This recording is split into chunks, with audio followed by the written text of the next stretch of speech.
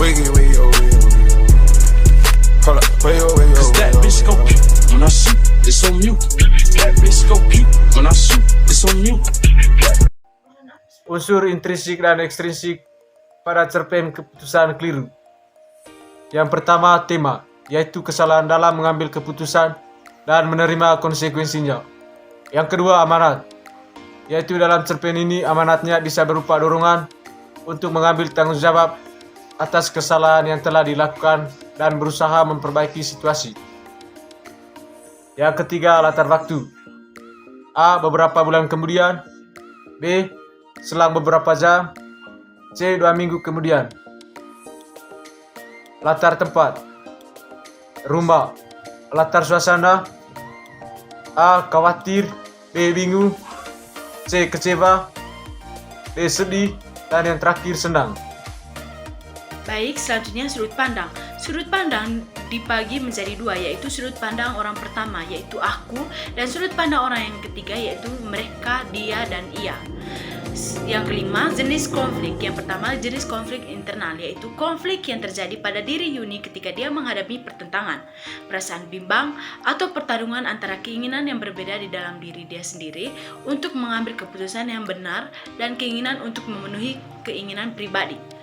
Yang kedua, konflik eksternal, yaitu konflik yang terjadi pada orang lain, baik keluarga, teman, dan lain-lain. Yuni di sini yang kecewa dan orang tuanya, dan Theo yang meninggalkan Yuni dalam kondisi mengandung anaknya. Yang keenam, jenis alur. Jenis alur yang ada pada cerpen ini yaitu alur maju atau progresif, yaitu alur yang peristiwa atau kejadian yang bergerak secara urut dari awal hingga akhir dan memiliki cerita yang rapi, yang dimana pada cerpen keputusan keliru diceritakan dari awal mengapa dia berhenti kuliah dan hingga akhir dia mempunyai suami dan anaknya. Baik, lalu yang ketujuh yaitu penokohan. Yang pertama adalah protagonis. Protagonis merupakan tokoh utama yang menjadi pusat perhatian dalam cerita. Contohnya, Yuni merupakan tokoh utama yang selalu mendapatkan masalah. Lalu yang kedua adalah tokoh antagonis. Tokoh antagonis merupakan musuh dari tokoh utama dalam cerita. Contohnya, orang tua Yuni dan Theo merupakan orang yang menimbulkan konflik dengan Yuni. Lalu yang ketiga adalah tritagonis. Jadi tritagonis merupakan tokoh yang menjadi penengah antara protagonis dan juga tokoh antagonis dalam cerpen keputusan si keliru. Contohnya, Lia adalah sahabat terbaik Yuni. Dan yang kedelapan adalah simbol api. Api seringkali melambangkan kekuatan, transformasi, atau kehancuran. Simbol ini dapat digunakan untuk menggambarkan emosi atau perubahan yang dramatis. Lalu yang kesembilan adalah tahapan alur. Yang pertama, pengenalan. Contohnya, Yuni adalah seorang mahasiswa kuliah yang salah dalam mengambil keputusan dan harus menerima konsekuensinya dan berusaha untuk memperbaiki situasi. Lalu yang kedua adalah konflik. Contoh, Yuni harus berhenti kuliah karena keuangan orang tuanya dan memilih keputusan yang salah dan memutuskan untuk menikah. Lalu yang ketiga adalah klimaks. Contoh, Yuni harus mempunyai anak dan suami yang bukan ayah dari anaknya, sedangkan anak kandungnya Theo kabur, tidak bertanggung jawab, dan memilih melanjutkan perkuliahannya. Anti klimaks, yang dimana sahabatnya Yuni yaitu Lia selalu berusaha untuk mencari dan menghubungi Yuni, sehingga hingga akhirnya mereka dapat bertemu dan menceritakan semuanya. Loh, kok bisa? Penyelesaian. Lia sebagai sahabat Yuni memberikan nasihat kepada Yuni dengan wajah Yuni mulai cerah, seakan langkah baru harus dimulai untuk meraih harapan yang lebih baik.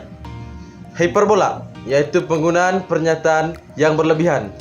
Majas pada cerpen keputusan keliru. Majas yaitu aku sudah berulang kali memperingati Yuni supaya di hati, tetapi Yuni tetap mempermasalahkan hubungannya dengan sang pacar. 11. Nilai moral, etika. Yun, setiap orang pasti pernah mengalami kegagalan dalam hidupnya, tetapi jangan sampai kamu terus menerus dalam kegagalanmu. Kalau kamu sudah menyadari pernah menjalani hidup yang tidak benar, tugasmu sekarang adalah memperbaikinya. Jika kamu kecewa dengan perlakuan orang tuamu yang tidak peduli denganmu, maka kamu harus bisa menjadi orang tua yang peduli akan mengerti dengan anakmu kelak. Nilai sosial. Lihat, aku kangen banget sama kamu, sambut Yuni sambil memelukku. Aku juga, Yun, jawabku. Yuni mulai menceritakan apa yang dia alami selama ini. Dan ada satu hal yang membuat aku terkejut. Ternyata Alex bukan pacar Yuni. Alex orang pria pengusaha yang kaya. Meskipun dia tahu Yuni sudah hamil sebelum menikah, dia tetap menikah dengan Yuni. Pacar Yuni yang bernama Theo. Theo kabur ke luar negeri sebelum tahu Yuni mengandung anaknya. Theo tidak mau bertanggung jawab karena ia masih mau melanjutkan kuliahnya. Akhirnya Yuni terpaksa memutuskan untuk menikah dengan Alex, pria yang 20 tahun lebih tua dari dia.